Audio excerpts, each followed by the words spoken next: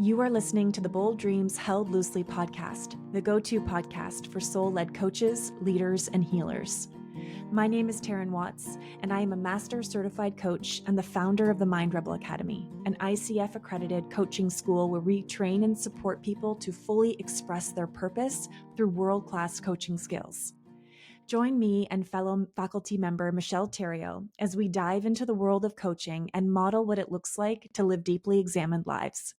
Inside these episodes, we have raw, honest, very human conversations that are expanding our minds, opening us up to new possibilities, and keeping us steadfastly committed and focused to walking our path towards our deepest yearnings and greatest visions. And our intention is that they do the same for you.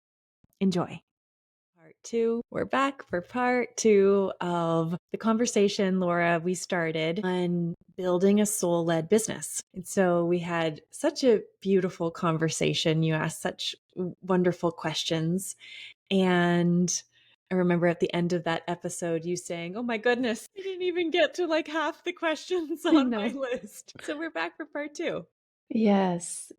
And thank you again for offering this time. I know now, we had the idea, but now I know because I was sharing that a couple of people from the MRA community reached out saying how much they appreciated this conversation and how much listening from you, your journey, your experiences, your ups and downs is actually a real inspiration. I think we have this tendency of idealizing how a business should be and how the journey should be. So getting the real stuff from someone that we really admire is very, very inspiring. And I'm just very grateful. Thank you again. I feel honored. I really do. Yeah. So where do we start this conversation, Laura? Well, I think last session was really, really deep. So I'm going to start with maybe more practical questions, although I know that eventually we're going to find our way. We're going to find our way back to the deep. Yes. There's only so long we can stay up in the I know. practical, yeah. So one thing that I know I have struggled a lot is naming my company, having a title. Like there are so many possibilities and there are so many other names. And then if you are planning to make a website, then you want to have it right. But the truth is that nothing is permanent. And I guess our names and our titles will evolve as long as we will continue to evolve. So would you be able to share a little bit about your company names and your titles? What is it always, has it always been one title or has it evolved through the years, through your own evolution as a coach and as a teacher? Yeah, I've had so many different business names and so many different titles. Probably some that I completely forget, that I have completely forgotten about. But to your point, Laura, as I've grown and changed and evolved, so too has both the name of what my business and the title I call myself. So my very first coaching website was called Stretch Coaching. Did we talk about this last time, Laura? I don't know why I'm having a memory of this. You mentioned a name. I don't remember if it was this very one. Yeah. Okay. So that was the very first business name. It was Stretch Coaching. And there was nothing super significant about the name, except that I felt like it sounded good and it was available on, on the domain name was available, Stretch Coaching. And then I built a website and a logo with all that branding. And then I think it went through a couple different variations. And I decided I wanted to be a brand. I wanted, not me a brand, but I wanted it to be more than just, I wanted it to be TarynWatts.com. So my next website was, okay, it's going to move from a brand outside of myself, and it's going to be TarynWatts.com. And so I tried that for a while. And then different iterations and variations of that. And then it became the methodology I created was all about, the Mind Rebel method. The business became the Mind Rebel. And then the Mind Rebel Academy came from the Mind Rebel method. And then it became the Mind Rebel Academy. So it's had various different iterations. And the same is true with my title. So I've tried on all sorts of different titles. The title of life coach never fully landed for me. I really liked, but I tried that on. I tried on transformational life coach, transformational coach, professional certified coach, because that was the designation name of the ICF accreditation that I held at the time. I've tried on various different titles. And then as we grow and as we evolve and as our business evolves, and I feel like all that evolves with it. This is very interesting. The moment when you said, I want to become a brand and use my name as my business name. In a personal note, I have struggled a lot with the name. I would like to know what would be your pros and cons, if there are, for using your name as the brand versus using another name that has no particular relation with your name. Yeah. So moving from stretch coaching to Taryn Watts, that was during a time in my life. So let me just back up, because I can't talk about business strategy without talking about the depth, because every business decision I make, including how do I want to promote myself, what is the brand, there's a deeper process I have to go through to get to my truth, because I don't think there's a right or wrong for anyone. There's what's your truth, and then aligning your choices and decisions and actions in business based on what's true for you in that particular moment, which might be different than what's true for you in a year from now. Yeah. So when I was making a transition from stretch coaching to Taryn Watts, it was at a very pivotal and critical time of my life where being visible and saying the words, I am a coach, this is who I am, this is what I'm doing in the world, this is how I can contribute. It was during a period of enormous growth for me in that area. And so putting out a website called Stretch Coaching that didn't have my name in it in the very initial stages of building a business felt much safer at that time than slapping my name on the title and, and showing everyone this is who I am and this is what I'm doing in the world. But that, and that was a great first step for me. But there became these rumblings inside, these rumblings inside of me that I wanted to step into my vocation, into my calling. I wanted to step into my place as a coach in this space. I wanted to claim my space as a coach in this space. I wanted to share what I had to offer. I think my confidence was increasing during the stretch coaching days of who I was and my little space I wanted to carve out for myself and my skill set as a coach. And TarynWatts.com, that claiming that URL and doing a whole rebranding and getting new pictures and, and doing all the things, the creative things that goes into building a new website. It was a claiming, a stepping in, here I am. And this is what I do. And this is how I help. And this is how I serve. And this is what I'm exceptional at. It was it was a very critical and important time for me. And then what was interesting is that after years of stepping into that, no longer did that become stretchy. I had really arrived in that. No longer did that become stretchy. And actually the new yearning or the new rumblings within were to create a company beyond myself, which continues to be true, even more and more and more and more true over the years. That I don't want to, and that's the Mind Rebel Academy, right? I don't want the Mind Rebel Academy to be a brand that where I am on the top of it. I actually want it to, it's different. It's just, it's a business. It's not me at the forefront. That's not the brand I want to build or the company I want to build. But again, it's the various transitions have all been very deeply aligned to the rumblings inside of me.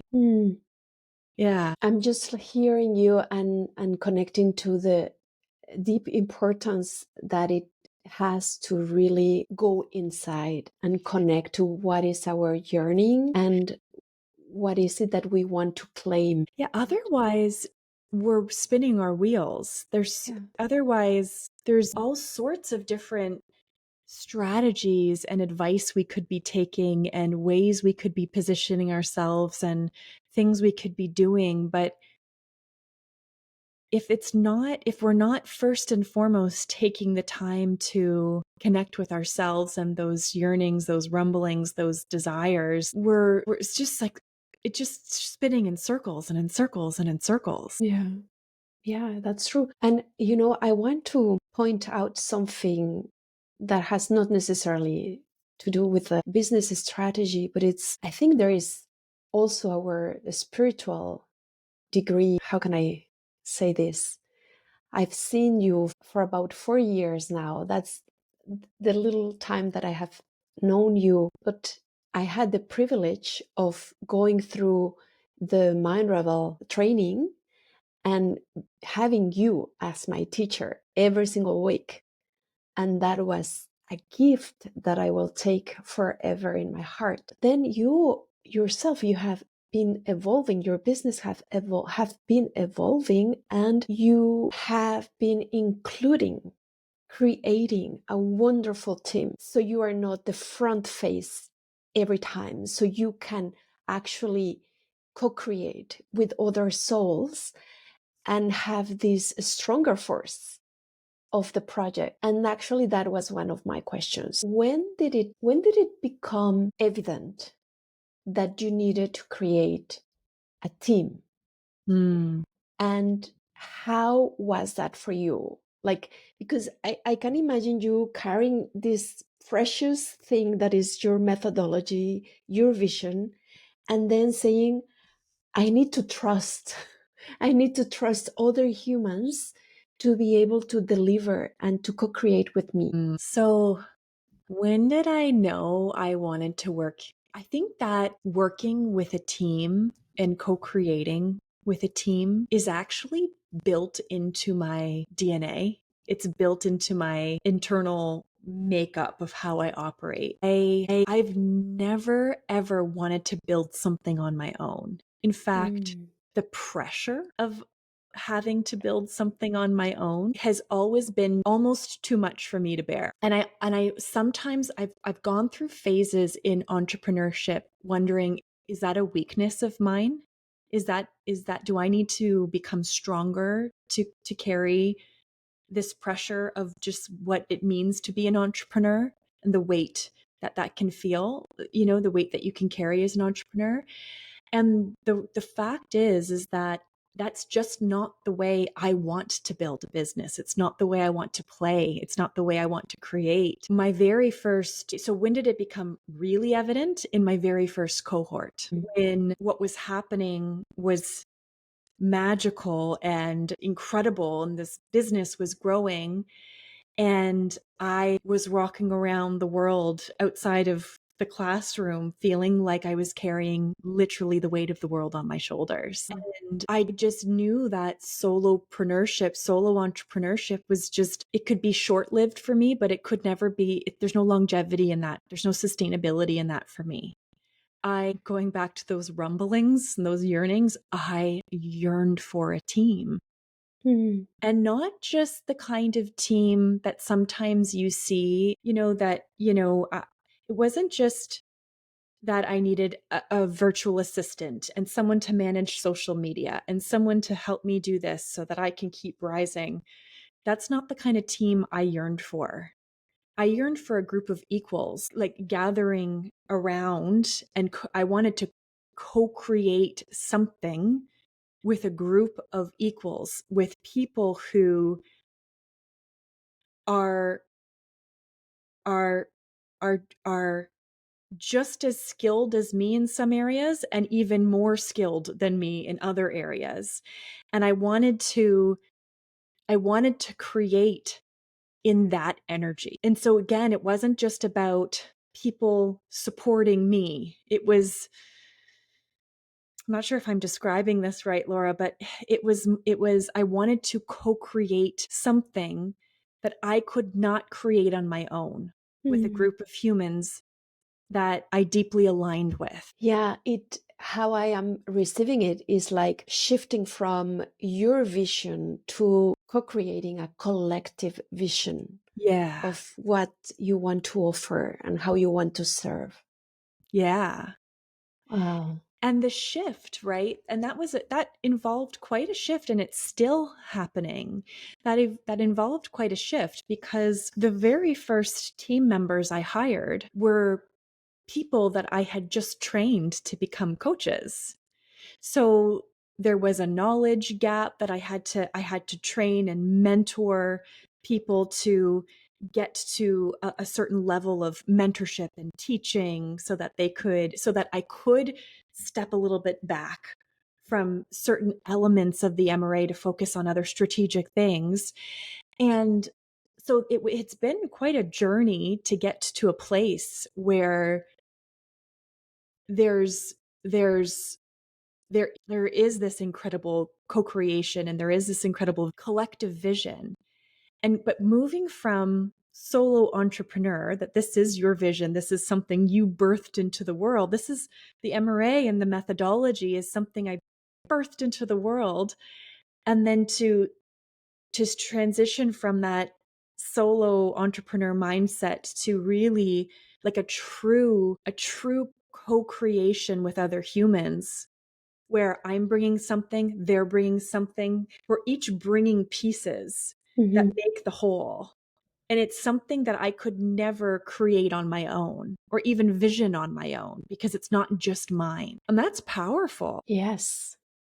Yeah, it is really powerful. And I think it's a concept that brings hope to humanity, because one of the characteristics of we in North America is that we are very individualist and we want to be thinking about our own needs and what we are creating. So I think there are so many layers on this idea of co-creating and letting go the title of I am the one, I am the owner. Yeah. Yeah.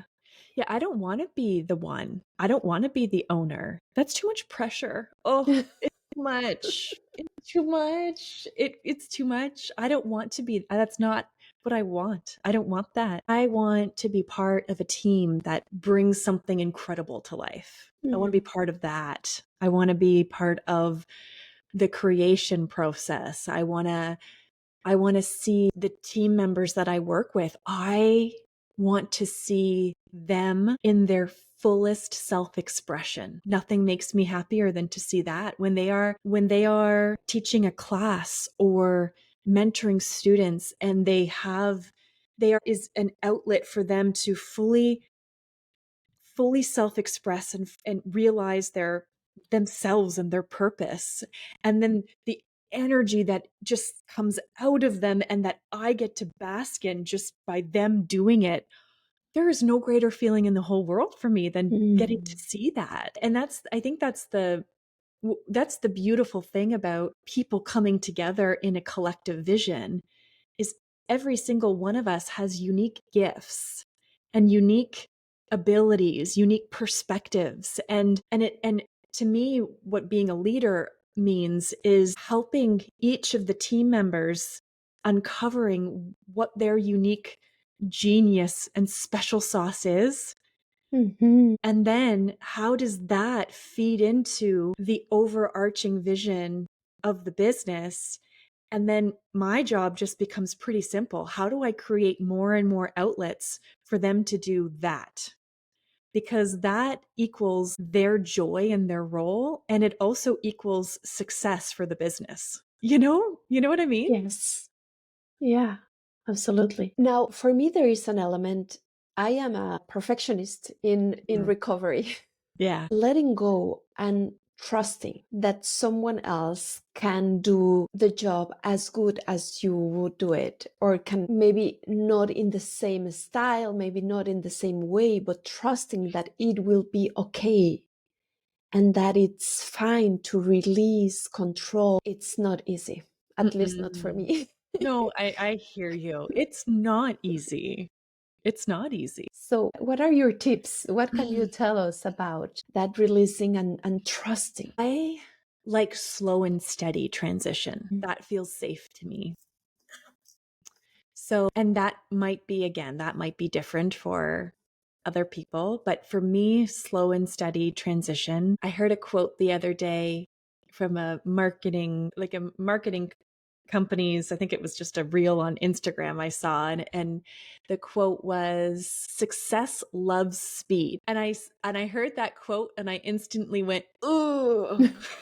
Oh no, I don't like that at all. I actually disagree. I think slow and steady equals success to me. And so when I'm thinking about, so if I think about the MRA and the MRA, this was literally a baby I birthed into the world. I actually feel like it was a baby I birthed into the world. And everything about it, the methodology, the teachings, the space that I know how to create, that everything about it felt so sacred to me.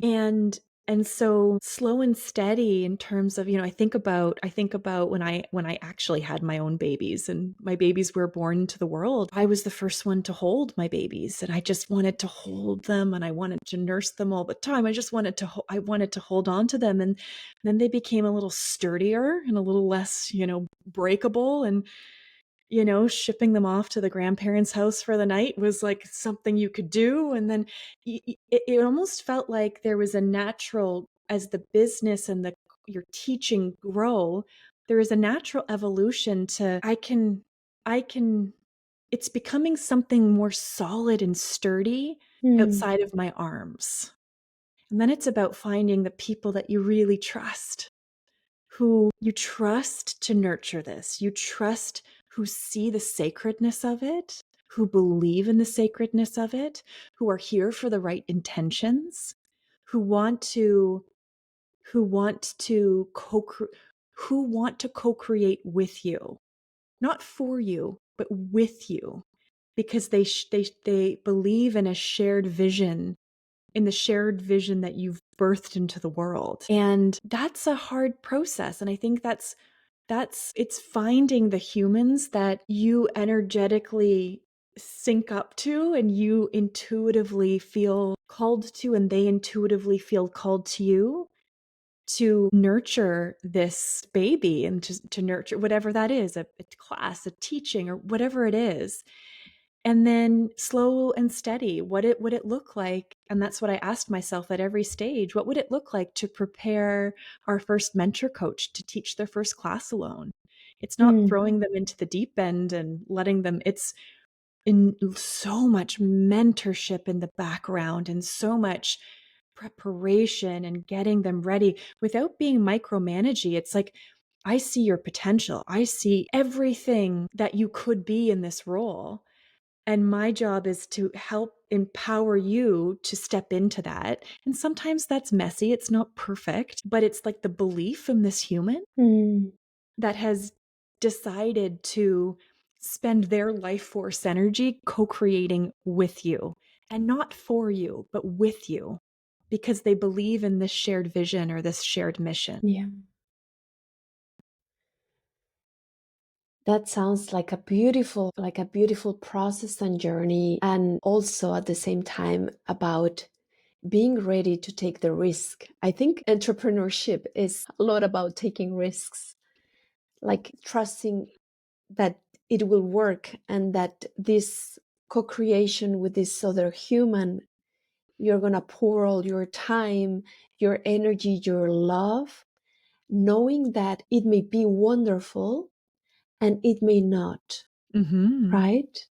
Yeah. One of the most important things I did during the phase of transitioning from the MRA that I birthed into the world to the MRA that's now co-created by a team outside of me, separate from me, because there was a really long time, that's probably where all the weight of the world felt heavy.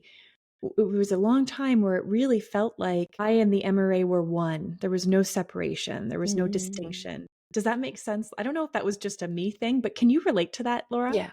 Yeah, Okay. absolutely. So that felt really important to untangle. Like, and I do. I think about it in terms of children too. I mean, there was a time where I had to realize this baby is not actually me. It's not, and this baby's success and failures in the world are not my success and failures. Like, we're separate entities, we're separate beings. And so there was almost this untangling that needed to happen for me with the MRA. If I was going to truly co-create with a team, I needed to untangle myself from it Mm. in a healthy way. And I had to do a process that really supported that for me was in a collective, so in the group of humans that were part of the MRA team, we created a entity for the MRA. We personified her. We created Mm. an authentic self, if you will, for the MRA. And it wasn't just came from my imagination. It actually came from all of our imaginations. And so we gave the MRA a persona. And so just the process of even creating her was also so fun. I recommend every entrepreneur creating a persona for their business because it does really help you to untangle yourself from your creation. And it becomes almost a tool to help you relate to your business in a much more healthy way. So the persona we created for the MRA, her name is Madrina, and Madrina means godmother in Italian. And we have an image for her as well, and she is this ancient woman, and she's you know what, I'll probably run downstairs to get a picture because her picture is framed on my desk. I look at her every single day. She's Mm. the ancient woman with it's this beautiful National Geographic picture that actually was, for some reason, Laura, on my very first vision board. I have this picture of this woman on my very first vision board. I'm talking like 15 years ago. Wow. And I was just so drawn to this image of this woman. And I didn't know what it meant on my vision board. I just knew I was so drawn to her. She has her hands cupped over her face like this. And she's got just wrinkles all over her face. She's probably like over 100 years old. And inside her nails, she's got dirt in her nails, and she's got the kindest eyes you've ever seen. And you just look at this picture and she's the most wise thing I've ever seen in my entire life. She just carries lifetimes of wisdom inside of her and lifetimes of experiences and ups and downs that have just made her so steady and so wise. And she symbolizes everything that the MRA is at its core. She symbolizes home. She symbolizes love. She symbolizes compassion and listening and steadiness and groundedness. She just symbolizes everything that the MRA stands for. And it's like her energetic signature is, or the MRA's energetic signature is represented in this being that we call Madrina. And creating Madrina, and then we went through a process of, okay, let's actually define her even more. Let's understand what her values are. Let's understand what her guiding principles are, not mine, hers. Mm. Because she's far greater than me. She's far wiser than me. She knows far more than I do. She's not me. I am a steward of hers. I pour into her. And by personifying her and understanding what's her voice, what's the sound of her voice, what is the feeling of her values? How does she want to express in the world? Where is she guiding us? Because when I think about strategy, I'm not thinking about strategies in my mind. I'm looking to this energy and this entity, and I'm thinking, what's hers? Where is she guiding us? Because she's got this plan that is far greater than mine alone. She's how I co-create with the divine. She's how I co-create with something far more powerful than me. And the team, either, humans, let me just put it this way, Laura, when you start to think about who do I co-create with, who is on the team, who do I trust enough to hold this baby or to pour into this, when you get really clear about who your business is in this like personification process, people either sync to her energy or don't. And it becomes actually quite clear. And so there has been a falling away process. There's been, and it just because someone doesn't align to this energy doesn't make it bad. It's just that they have another energy to align to or another vision to align to. It's the humans that are, when I think about our team, we've all got facets of Madrina in us. I see parts of her. Michelle sees parts of her. Miranda feels parts of her. Kaylee feels, and we all, when we co-create together, we're all bringing these unique dimensions of her. And then together, the vision or the strategy or the next steps reveal itself. If I was doing that in isolation, I would be missing the key components of dimensions of that. Yeah.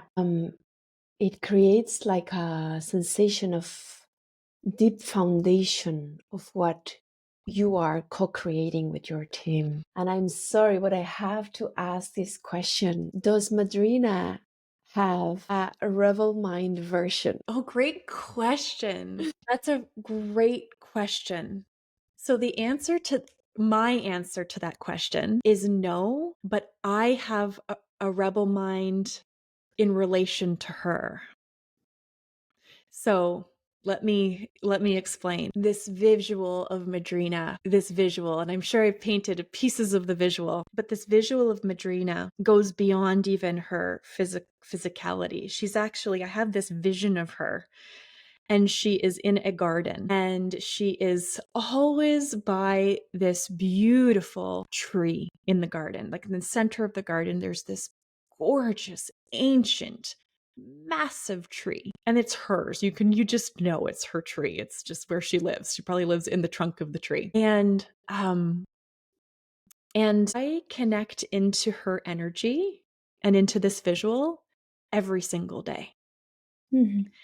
She doesn't change, but where I am in relation to her changes depending on who's driving the bus in my life. So there are days where I'm in my rebel mind and I am outside of the walls of her garden, and I've dug a bunker out into the, beyond the garden walls in the ground. TT is large and in charge. And I am sometimes angry at her because she's not giving me my way. She's like, MRA is like not moving in the direction I thought it was meant to move in. And I'm angry because I don't trust her. I don't trust this process. Like, am I going mad? Right?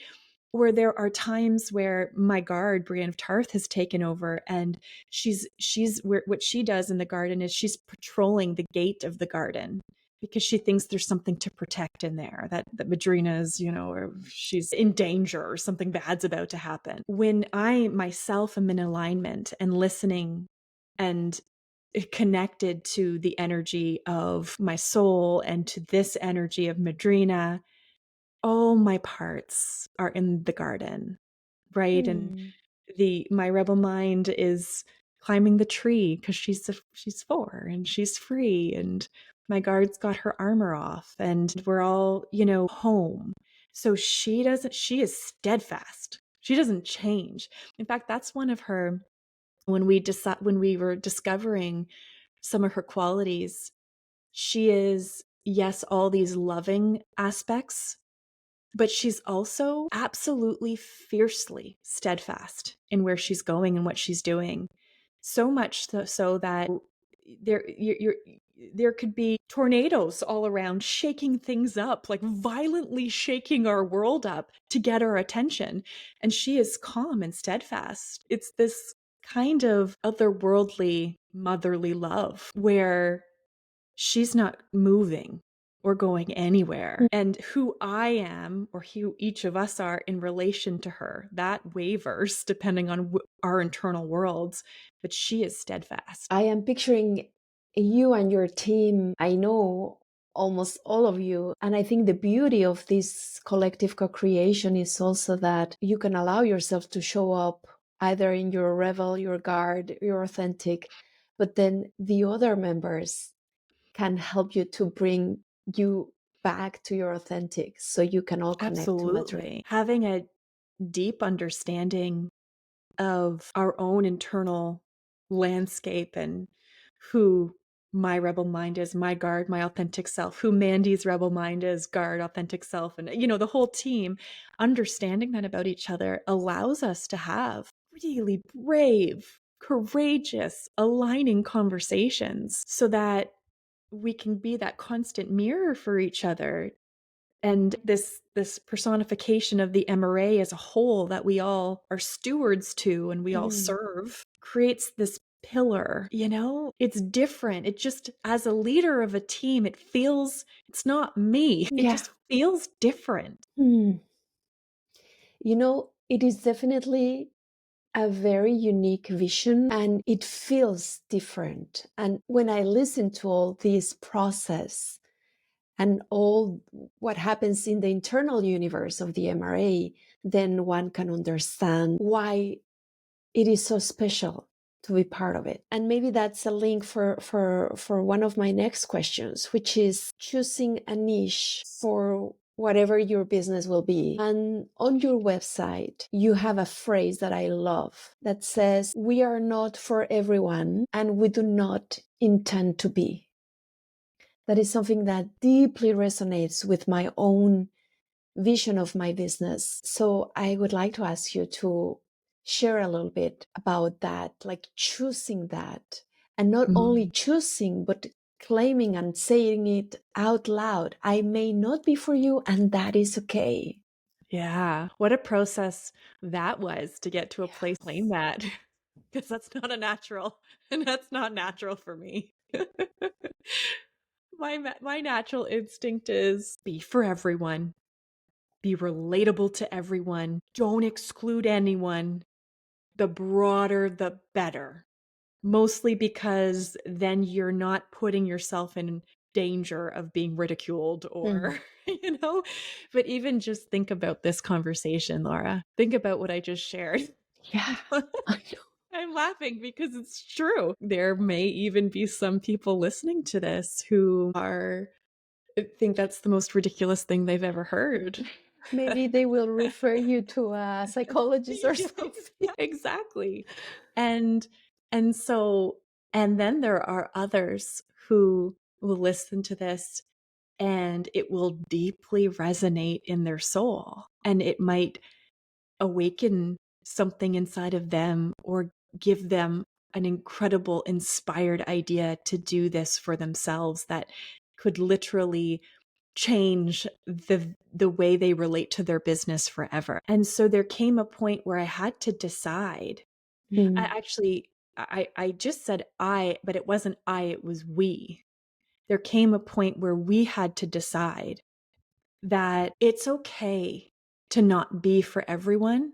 Not only is it okay, but by not being for everyone means that we get to be our full authentic selves here. Because when I'm trying to cater to everyone, I'm not my authentic self. If I was trying to cater to everyone, I would never have shared that story. And what I shared, my responses to you in this interview, Laura, would be a watered down version of the truth. Because the truth is, there's no business strategy for me without Madrina. That is the truth. It's how I operate. It's ingrained in me. It is so deeply a part of who we are and how we operate. It's actually, to me, it's like the secret sauce. Yeah. And so by claiming that and taking a stand for that, that you will absolutely not be for everyone. And that's okay. That is okay. That not only is that okay, but that's absolutely necessary to find your people. The more authentic you are, the more aligned your clients will be. If the recipe to finding soulmate clients, the soulmate, I define soulmate clients, or to us, it's soulmate students. It's beyond just a good fit.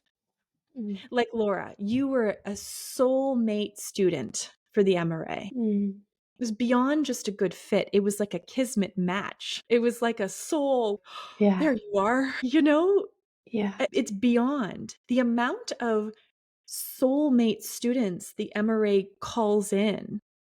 It's not by accident.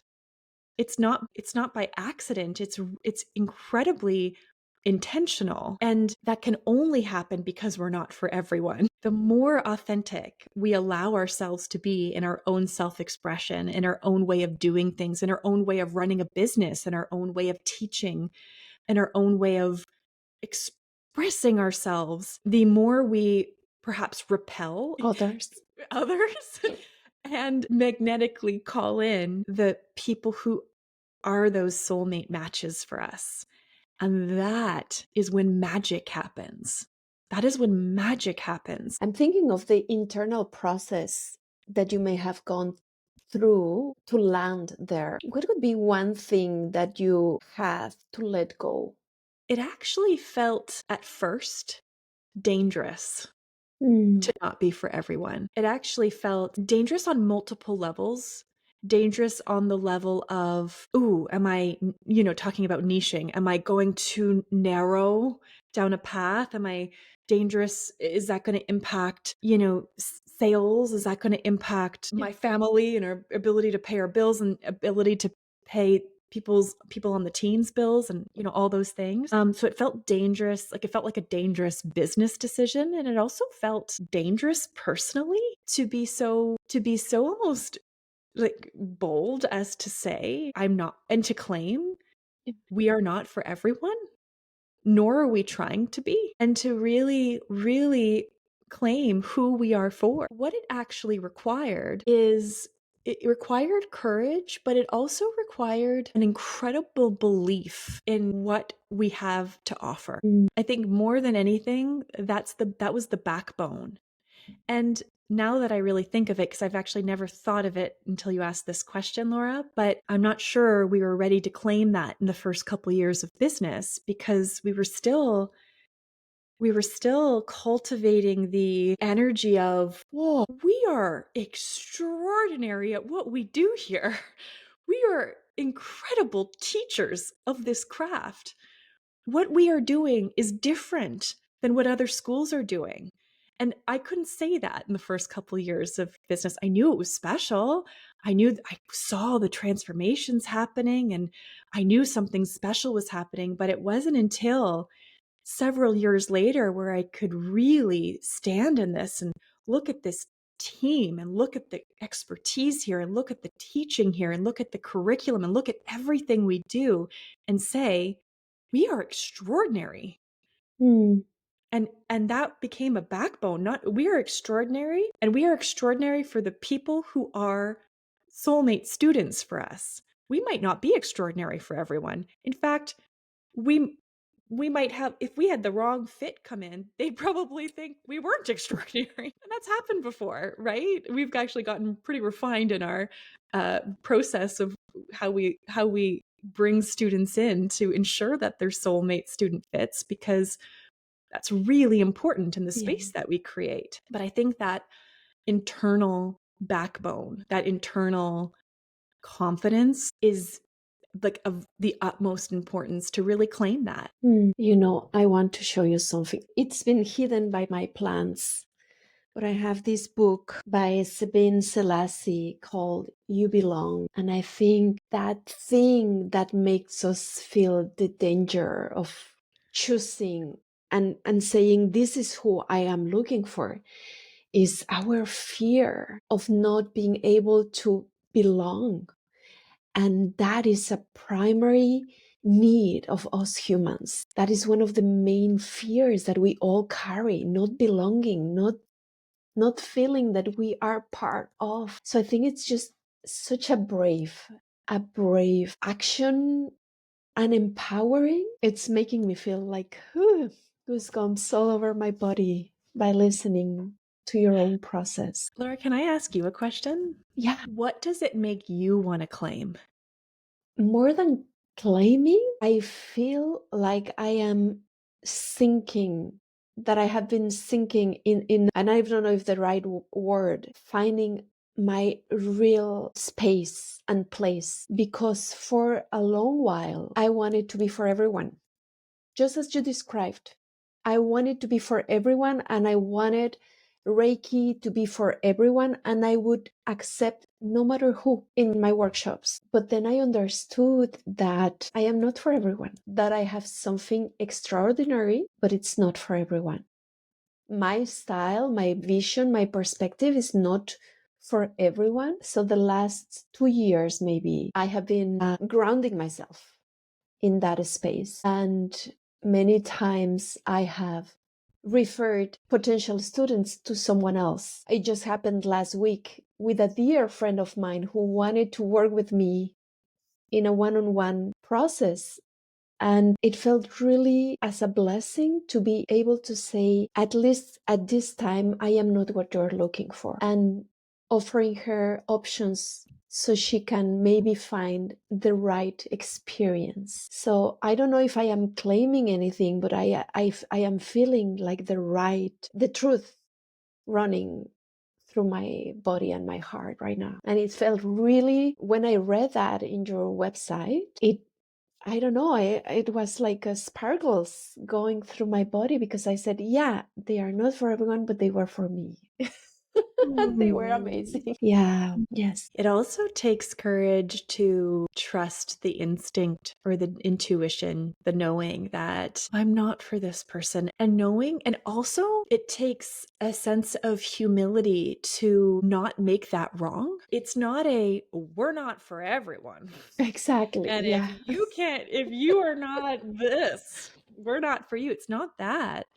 It's, there's no, just because, like, the humans that we're not for, it doesn't mean anything about that human.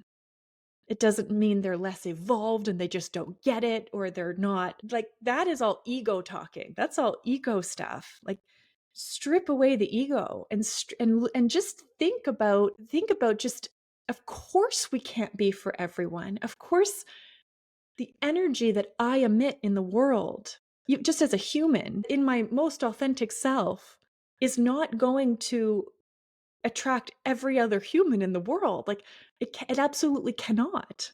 It's just, there would be human overload. It just you can't do that. And the same is true for our businesses. The energy we emit, those who we're vibrational matches for, any other people who are on different vibrational matches. Doesn't mean they're lower than us or higher than us. It's just different than us. And so when we miss each other, it's like just a natural miss. It's just nothing pulling us together, right? And so to get out of our minds and for you to trust that, oh, this is not a match at this point in time for whatever reason, without making it mean anything, just a knowing.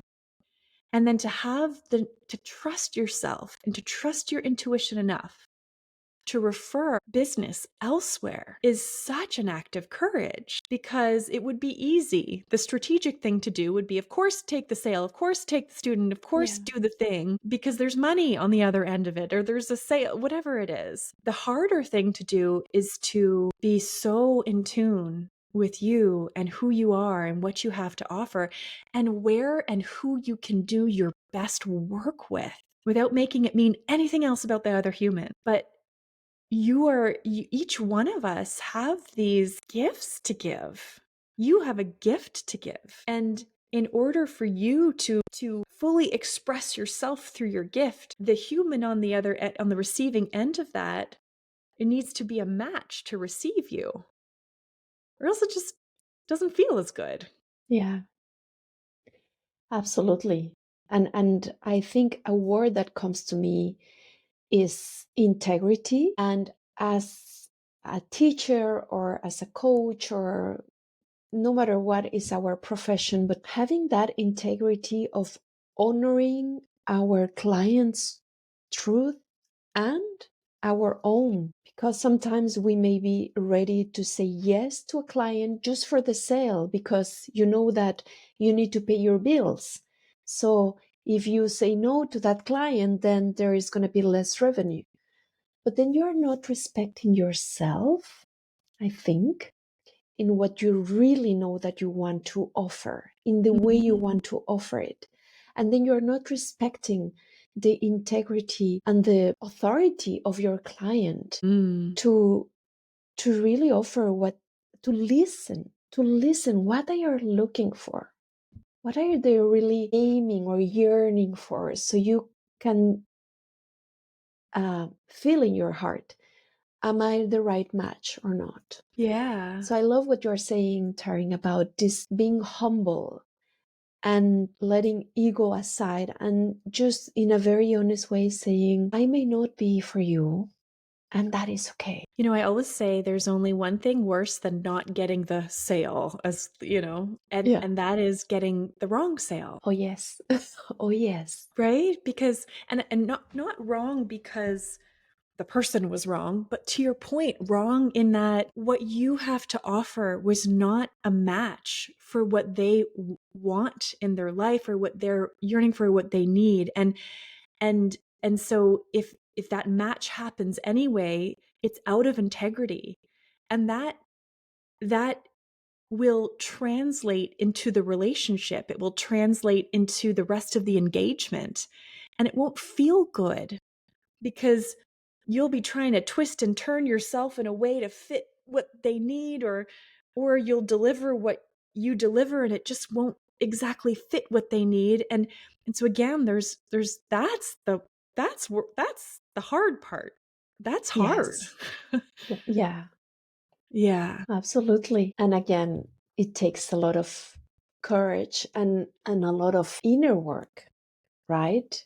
Because Yeah. that's all our fears coming into picture and saying, no, please, how come are you going to let go that possible sale? Yeah. Yeah. Yeah. And just one last point. One thing I try to keep in mind is that, your courageous act of saying no, or the courageous act of referring out when it's not a good fit, and the courage to say, this is who I am, this is how I serve, this is who I'm for. There's that quote that says, like, the universe loves a courageous heart. Mm. And I believe that's true. I believe the more courage we have to empower ourselves in this way and to step out into courage and to step out into trusting our intuition about our unique abilities, our unique genius, and who we're here to serve. I think the universe will, sometimes come in with little testers like, you sure, are you sure I'm going to dangle this shiny carrot in your face? And I think that when we trust ourselves time and time again, the universe responds in beautiful ways. Sometimes that looks like clearing things out first, clearing things that don't feel like it's in alignment anymore, and that it might feel a little bit bare at first, but the weeding process or the cleaning process allows this, like, brings forth this, like, fertile ground for new growth and new opportunities, new clients, new ideas, whatever that is that are in alignment with where we're going. Yeah. That law of letting go and stop clinging to something or to someone, we have to let go and release. So then we can make a space to receive what we are really yearning for. Yeah. But that is a risky action at the time, and it's not easy. Mhm. And this brings me to kind of ask you a more practical question. When you realize that the potential student that is coming to you may not be the right match, how do you approach that reality? Very honestly. And again, if I'm going to be honest, it's my ego has to be out of it. Because my ego will want to make it mean something. My ego will want to make it mean they just want a quick certification, and they don't want to actually coach people the way we teach people to coach people. My ego will make it mean something that it's not. Will make all these stories about this person. But if I'm just humbly honest, this is how we train our coaches. This is how we move people through a journey. We're here for the way that we train coaches is different than what you'd see out in other training schools. And so let's say I was on a call with a student who wanted something quicker. Why does this feel so long? Or why, as soon as I feel what they want is just simply different than what I'm offering. And my first step is don't make that mean something. Don't make that mean something. It doesn't have to mean anything other than their needs are different than my offer. And then it becomes a really beautiful and honest conversation about the mismatch, right? Without it needing to mean anything.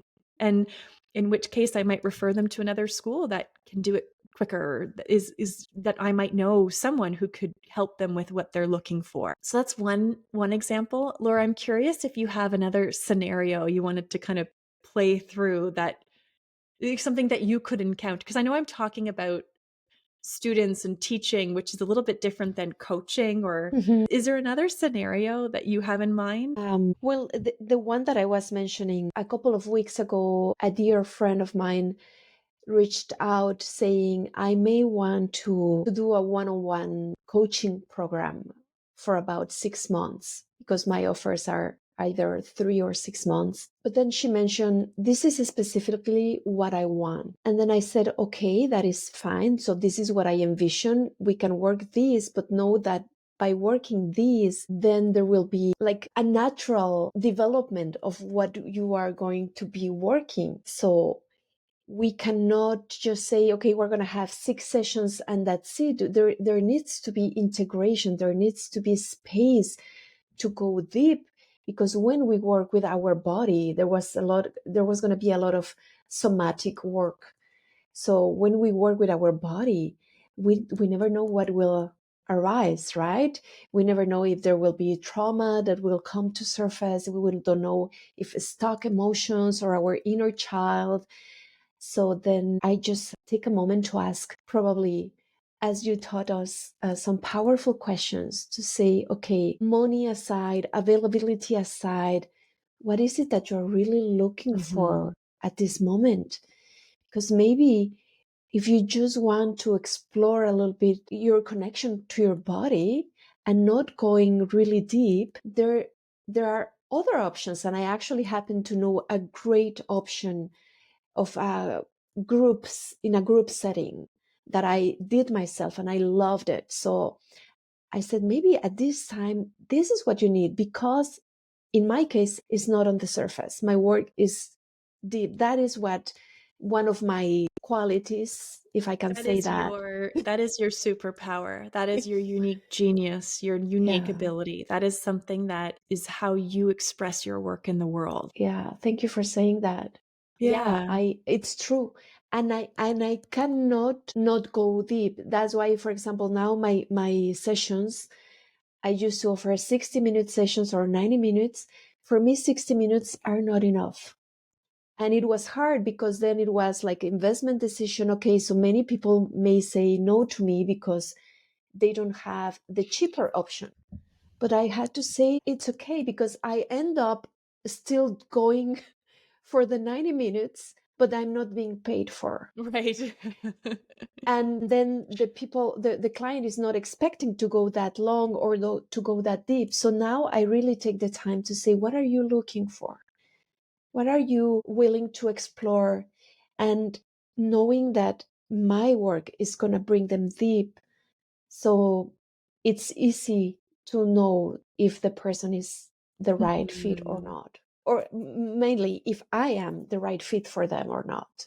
Yeah. Right. I love that repositioning that you Yes. just said, Yes. Laura. I love that. I Yeah. really love that. I think, yeah, it's not are people the right fit for No. us? It's that this No. is if the more confidently we stand in what we do and how we serve. There are so many different options out there. There's so many different healers, teachers, coaches. This is my lane. Yeah. This is how I serve. This is what I can offer. And does that match what you're looking for? That's Yeah. it. Exactly. It's as simple and as beautiful and as clean and clear as that. And it takes, and I'm going back to our last session where you shared how much time you spend with your tending towards your mind rebel, and nourishing her, and making sure that she was okay with the decisions of the business. I think this particular aspect needs a lot of attention and tending for our mind rebel, for Yeah. our fears, and all the different ways in which our brain is going to send those messages of abort, abort, and go back to being for everyone. Danger, danger, danger. Hmm. Yeah. Yeah, Yeah. and trust that I might not be for this person, but by releasing this person and being honest, I'm making space for those who I am a match for. Yes. And being honest to our clients, first of all, is empowering for them and for us, but also I think it's a gift that you offer to the universe, because this client will know about our integrity, and they may never work with us, but we never know if later they Hmm. will, Hmm. or if they will get to know looking exactly for what we are offering. Hmm. So the word that comes to me again is trusting, and not easy, but how important that is to continue to cultivate that. Yeah. Yeah, I said I was not going to go deep, and we cannot not go You deep. can't. It's not possible. So I may have one last question. So eventually in your business, things started going really well. And if we talk about numbers, I guess, and actually I think I heard this in an interview, correct me if I'm wrong, but something around having a steady 4K month revenue. Was my first goal. Yeah. Yeah. And then eventually expanding and going to like a multiple digits revenue. Yeah.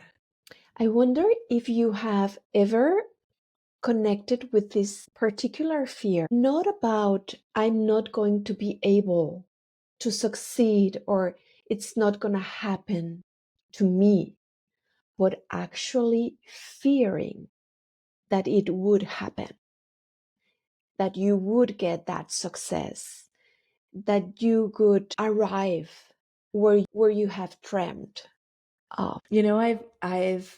I've heard that. I've heard about that fear, and I've marveled at that fear. Truly, I've marveled at that fear. I've marveled at, Marianne Williamson has this beautiful quote about, and it touches on that fear of this arrival, the fear of all of this success happening. And I marvel at that fear because I've never experienced that fear ever. My fear so strongly tips in the other direction that I can't even connect to the opposite energy of that fear.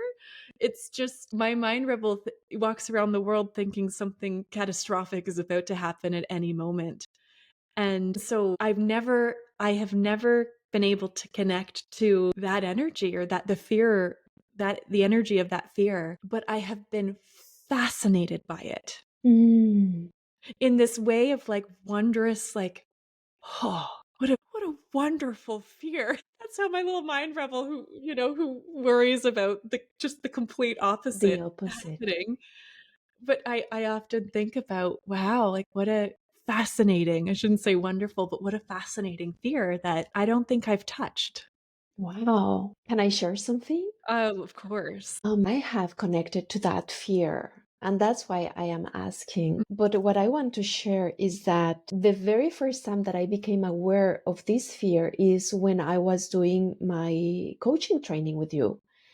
And I think it was in my last one on one mentorship meeting, you asking all these powerful questions, you guided me to connect that. It's not about what if it doesn't work, but what if it does? And I remember you offering me something that really liberated me.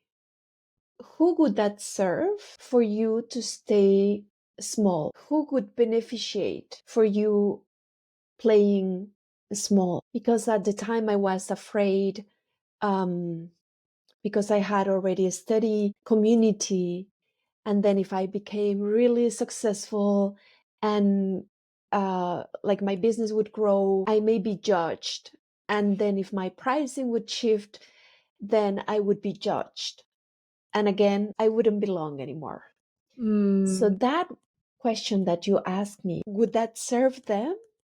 That you stay small? Would that serve you? Would that serve who would that serve? And it really liberated me. It's not that it disappeared completely, but then there is this grounding path that I can go to ask that question and say, wouldn't I want for my students, for my clients, for my family, for my friends, for them to be successful, to be to their maximum capacity, to explore their extraordinary gifts? Then why wouldn't I want that for myself? So that is something that I always think about you when that fear comes. Oh, Because yeah, the power of a powerful question. yes, incredible. And those powerful questions that we can ask to ourselves, to our clients, to our students, but also to our friends, to our family is not easy in the family setting, because we go maybe to the giving advice or telling, no, you shouldn't do this. Right. It's hard to be objective. Yeah. Yeah. Yeah. But when that happens, when we are able to go there, when I am able to step aside from the known patterns in my family and be more centered and ask powerful questions, it's a miracle what happens afterwards. Mhm. Yeah. How grateful I am for this conversation and for you. Really. Ditto.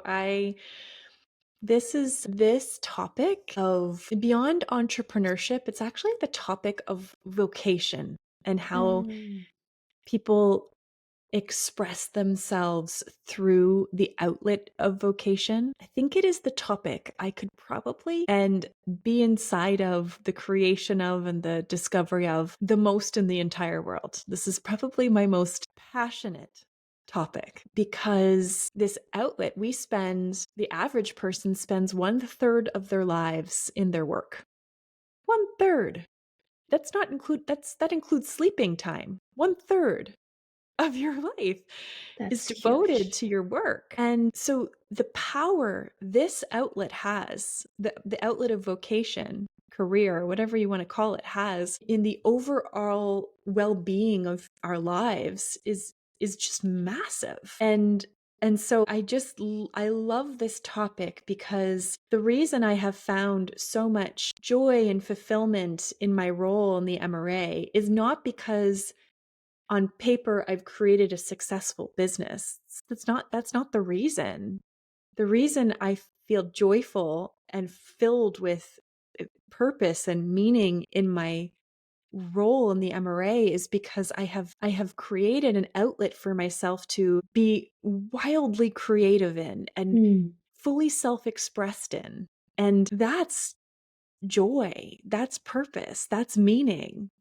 And that you don't have to be an entrepreneur to create that. In fact, I don't think entrepreneurship is for everyone. I really don't. I really, really don't think entrepreneurship is for everyone. So what I love is just this conversation around how to be deeply fulfilled in this outlet that takes up 1/3 of our lives. how to find deep fulfillment, deep joy, deep creativity, deep expression, no matter what that outlet looks like. Sometimes we have to create it because, for me, I wanted to create my own outlet because I couldn't find that in the workplace. I couldn't find the truest expression of myself in a corporate environment. So I needed to create it. But for others, they're in a corporate environment and it's about finding how they self-express through that, and that's what I love about these conversations. I have to ask one more question. Yeah, go for it.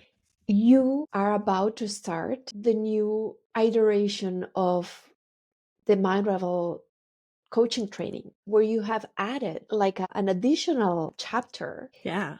based on this. Am I right? Yes, that's right. So could you That's it. share just a little bit, just to give us a little Sure. like Taste. yeah, Yeah. like what Teaser. Taste. inspired Yeah. you? Just a little taste. I think I can listening to you, I can see where you got your inspiration. But what is this new project about?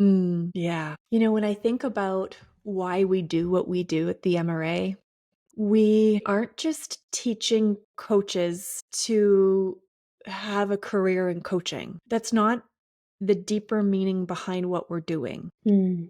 We are teaching coaching skills to support people in creating thriving vocations for themselves. There's like an important nuance there that feels important. The reason we've added chapter 3, I love your language there on this edition, this third trimester, which is all about building a soul-led vocation, is an invitation to swim in all of this self-reflection and through a guided through the, like you said earlier, how important has it been for you to have a ongoing dialogue with your rebel mind when you're getting right with your integrity and your soul's yearnings? And so to anchor back into the Mind Rebel framework, the Mind Rebel methodology, and to use these teachings and these principles to ask yourself, what are the rumblings of my soul? Not just strategically, what do I need to go do to go build a business? What are the rumblings of my soul? What do I really want? For some people, the answer to that question is going to be, I want to build a business. I want to be an entrepreneur. For others, it's going to be, oh, I don't want to be an entrepreneur. I want to co-create with a team. For others, it's going to be, I want to work for an organization. I want to create change in an organization. It's going to be a different answer for every single human. Mm. And we want to create an incubator where we are guiding people within themselves to answer these really important questions. What are the rumblings of my soul? What do I yearn for? What do I want? To create that vision for their life, so they're not operating haphazardly with business advice over here and vocation advice over here. And it's like, let's just quiet all that down for a little bit and let's create this vocation incubator, this incredibly important outlet of our life that actually impacts all the other outlets of our life. This outlet is so big. Vocation, it's such a big, meaty outlet for us, and it impacts all these other All the things in our rest. lives, all the rest. This is so important. And this is a space where we can anchor in and turn the volume up on those rumblings so that they become clearer and louder, and that we can decide, so that students can decide what it is that they want. And then from that place of clarity, when the North Star becomes clear, the vision becomes clear, then you can work backwards at discerning, what are my next best steps forward? Slowly, truly, every step, one foot in front of the other, anchored. Not running full speed, making all sorts of mistakes over here. Oh, back on the path over here. And oh, trying this out. It's like slow everything down. Come back home to yourself first and take really solid, firm steps ahead of you that the answer, the path forward, and we're going to create an incubator where that becomes louder. And we're going to we're going to hold that incubator over 3 months, because that helps to anchor us and point us towards the right trajectory, and give us tools to come back to even outside the program, so that that becomes our North Star. This is how I've built the MRA. This is my guiding, this is my guide, this is the process. And so the inspiration was, I want to take this and create a framework for it to show other people how to do this. I am in. It is so. I just want to give a short testimonial. In January, we co-hosted a beautiful retreat. And in that retreat, you guided a very short exercise, but you really guided us to go to those deep yearnings, and you invited us to write it down. And then when at the end you said, okay, now focus on what is really, really like the main, the real sauce of the thing that you are aiming for. And I was surprised that I circled things that had nothing to do with my successful career. It was more time with my family, talking to my friends, connecting more with my body. And by getting clear on that, by tending to that, the rest has been like, my business has been flourishing in such a beautiful way since January. But I think it really had to do by me grounding in the energy that was really important, and then everything else follows. So yeah, I want to be part of that. Amen. Yes. That is it. That's the way. That is the only way I want to operate in the realm of vocation. That is the only energy I want to build a business in. That is the only way I want to be, is in that energy, because everything else feels hard and unfulfilling. Everything else feels wrong for me. You mentioned a lot the word courage, and the root of that word, cœur, it's heart in French. So I am seeing you leading this business with your heart. Yeah. Thank you. Thank you for all this beautiful wisdom that you shared with us. Thank you so much for being part of this conversation. If you are drawn to the MRA, it's more than likely that you are the go-to person for your people. You are here to deeply impact the lives of those you love and serve. And the MRA's mission is to support you in your life's work. To learn more about our suite of trainings, including our renowned flagship coach training, leadership trainings, and continuing coach education programs, please visit our website at www.themindrebel.com.